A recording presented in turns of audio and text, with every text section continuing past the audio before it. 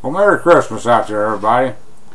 Yeah, I did put a rant together today. Just wanted to wish everybody a Merry Christmas and hope you have a good New Year. Hope things get better for you this coming year than we had to go through last year.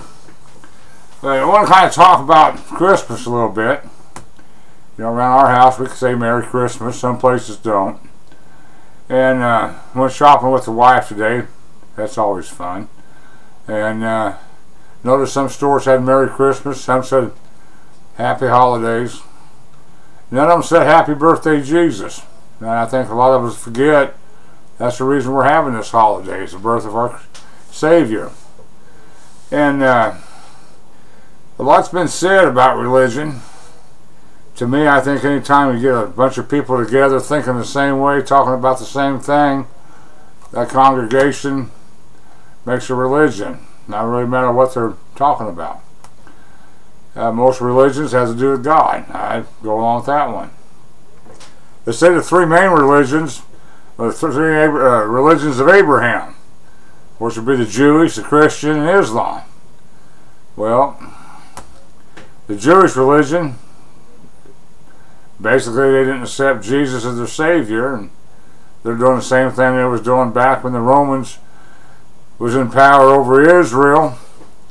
Back when Israel kind of became Palestine because the Romans didn't like calling it Israel. They wanted to call it something that had nothing to do with the Jews or the Jewish religion or their book of faith or anything else, so they just called it Palestine. Why? Well, because Palestine comes from the word down there south of Israel over by the Gaza Strip back years ago. They had a little thing called Palestinian people, and which meant, you know, boat people or people from the water, depends on who you talk to. And that was the closest thing they come from Italy, so that's where they kind of came from. That's where Palestine came from, and then it got morphed from there. But do we teach our kids about Christianity? You know, if we let them take, you know, religion out of school, then we let them take, you know, Christ out of schools, Christianity out of schools, the Bible's out of schools, you know, praying out of schools. And it's really kind of a sad state if you look at it. The Muslims are suing the government, the airlines, airport authorities for not having places to pray. Well, for years they said there's a constitution that says no, you know, separation of church and state. But it don't seem like that applies to Islam. If you really look into it, there's nowhere in the Constitution that says separation of church and state. It says the government ain't going to make a church. But we have the right to make a church. So, over the years, they kind of morphed that, and the seculars and the progressive and everybody on the left over there, we kind of, you know, got away, chipped away till we got church, religion, prayer, and everything else out of our schools. You know, well, how's that working for us there, America? You know, well, leave it up to the kids. Well, leave it up to the parents to teach the kids. Well, how come they leave the parents to teach the kids about religion, but they want to have sixth graders up there in New York, mandatory, learn about sex, how to prevent AIDS, how do you catch AIDS, what's all the sex acts you can catch AIDS through. These are sixth graders. This is crazy. You know, this is the parents' job to take care of this. So I don't know. As parents, are we doing our job to teach our kids? How many people out there profess to be Christians but don't take their kids to church? How many people out there don't even have their kids don't even own their own Bible? They don't sit down and read it with them. They don't talk about it, don't understand it. If you're a Christian, you ought to be, you know, that's your job to teach your kids. Everybody will say, well, Ralph, you don't go to church a whole lot. No, I don't. Sorry, but I don't. But then I think I got an understanding about my religion, and I got an understanding about my God, that I get by pretty good just praying to Him. You know, He answers me. When I mess up, sometimes He spanks me. Sometimes when I do good, He rewards me. But I was brought up in a church. Went to church every Sunday. Wednesdays we went to church. Went to Bible school.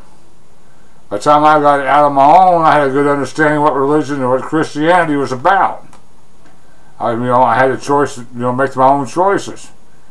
You can't, the Catholic, they sit there when you're born, they sprinkle water on you, and okay, now you're saved. That ain't the way it works.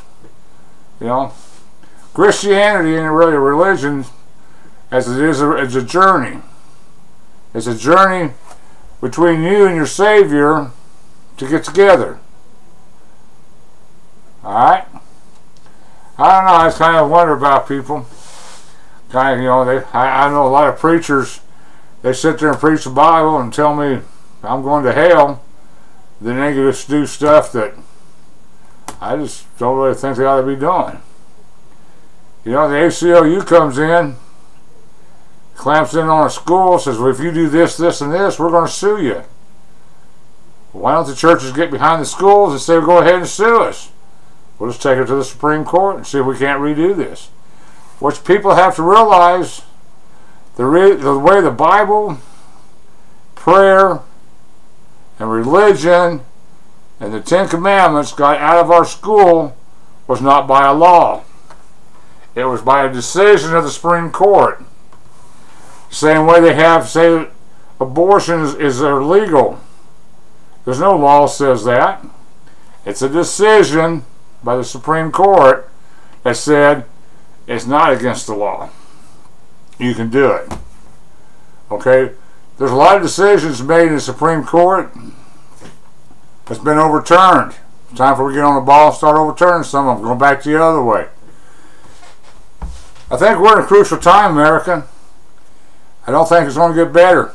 I think it's going to get a hell of a lot worse. If you people out there reading the Bible, you ever get to the back of the Bible and read that last chapter, there's some pretty scary stuff in there. They talk about the whole world getting together and going against Israel. Well,